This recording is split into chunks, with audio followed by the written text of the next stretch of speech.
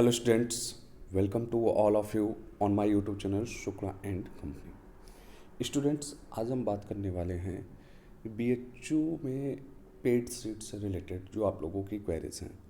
Means BHU में paid seat पे admission कैसे मिलता है, किनको मिलता है, फीस स्ट्रक्चर क्या है, क्या क्या प्रोसेस है, पूरी चीज़ें मैं आपको बताने वाला हूँ। ठीक, सबसे पहली चीज़ कि आप लोगों के माइंड में जो कह सकते हैं कि एक डाउट्स है या कहें कि एक मिसकॉन्सेप्ट है कि आप लोग ये समझते हैं कि पेड सीट का मतलब वो सीट जिस पे जो भी चाहे वो एडमिशन ले सकता है, पैसा दिया एडमिशन ले लिया। लेकिन आप ऐसा बिल्कुल भी मत समझिए, आपका एक कॉन्सेप्ट एकदम गलत है। पेड सीट की मतलब ये नहीं है कि आप ज़्यादा पैसा देके एडमिशन पा जाएंगे। जैसा कि आप जानते हैं कि आईआईटीज़ वगैरह में देखने को मिलता है, बीटेक वगैरह में देखने को मिलता है। मीन्स जब आप बीटेक करने जाते हैं वहाँ डोनेशन दिया जाता है, तो यहाँ पे डोनेशन से कंपैरिजन मत करिए।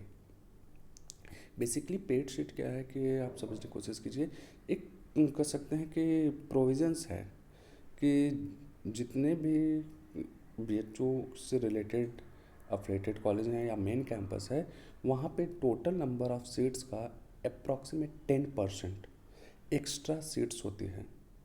जिन बच्चों का मार्क्स कम रहता है, मीन्स जो नॉर्मल जो आपका कट ऑफ आता है उसमें उनको एडमिशन नहीं मिल पाता, तो ऐसे बच्चों को चांसेस मिलते हैं पेड सीट पे एडमिशन लेने का। पेड सीट की जो फीस होती है आपकी रेगुलर फीस प्लस 10 to 25,000।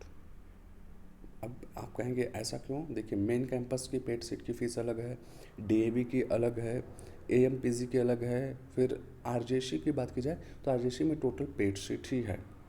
ठीक, तो आपका जो फ़ी बिलोंग करता है रेगुलर फीस प्लस 10 to 25,000, तो ये फ़ी स्ट्रक्चर होता है। अब बातें आती है कि क्या किसी स्टूडेंट्स का नॉर्मल वे में एडमिशन नहीं हुआ, उसका मार्क्स कम है, क्या वो अपने अकॉर्डिंग एडमिशन ले लेगा? तो इसका आंसर है नहीं। पेड सीट का भी हम कहें कि मेरिट बनाई जाती है, लेकिन याद रखिए पेड सीट में रिजर्वेशन नहीं चलता है। मीन्स जिस मार्क्स पे आपका जनरल वालों का एडमिशन ख़त्म होता है, उसके बाद जो भी मार्क्स का जितने भी स्टूडेंट रहेंगे उनको एडमिशन के चांसेस मिलते हैं, वो किसी भी कैटेगरी से बिलोंग कर रहा।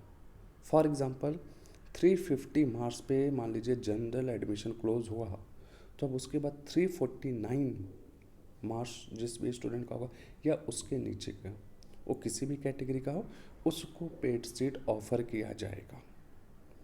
अब इसके बाद बात आती है कि पेड सीट पे एडमिशन हम कैसे पाएंगे, कैसे हमको पता चलेगा कि मैं पेड सीट पे एडमिशन लूँ। तो याद रखिए, जब आप काउंसलिंग कराते हैं तो उस समय आपको प्रेफरेंस फॉर्म भरते समय वहाँ पे एक ऑप्शन मिलता है कि क्या आप पेड सीट पे भी एडमिशन लेना चाहते हैं। मीन्स इन केस आपको कट ऑफ के बेसिस पे नॉर्मल वे में एडमिशन नहीं मिला, तो क्या आप पेड बेस पे एडमिशन लेना चाहेंगे पेड सीट पे? तो वहाँ पे आपको टिक करना पड़ेगा यस और नो।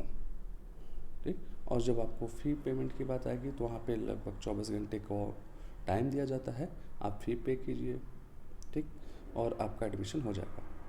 फिर एक और बात आती है, बहुत से स्टूडेंट्स परेशान होते हैं कि सर जो स्कॉलरशिप हम लोगों का मिलता है, क्या पेड सीट की भी स्कॉलरशिप हमें मिलेगी जो फ़ी लगा है पेड सीट का? तो याद रखिए इसका आंसर है नो। मीन्स पेड सीट का जो फ़ी होता है उसका स्कॉलरशिप आपको कभी नहीं मिलता है। आपको जो स्कॉलरशिप आता है रेगुलर फ़ी का ही आता है, या हम कहें कि आप हॉस्टलर हैं तो आपके हॉस्टल फ़ी फुल फ़ी रिम्बर्स होती है। और ये भी याद रखिए पेड सीट वालों को हॉस्टल्स नहीं मिलते हैं, क्योंकि पेड सीट पे एडमिशन लेने का मतलब आपका रैंक बहुत ज़्यादा है, आपका मार्क्स कम है, तो आपको हॉस्टल नहीं मिलेगा। तो ये बेसिकली हम कहें कि पेड सेट से रिलेटेड इन्फॉर्मेशन है, जिस पे हम कहें कि आप लोगों को पहले काफ़ी ज़्यादा डाउट्स थे, क्लियरिटी नहीं था। आई होप अब आप लोगों को ये डाउट्स क्लियर हुए होंगे। इसके बाद भी अगर आपका कोई भी डाउट्स है तो आप ज़रूर पूछिए, और चैनल को सब्सक्राइब करना नहीं भूलिएगा। Okay, thank you everyone.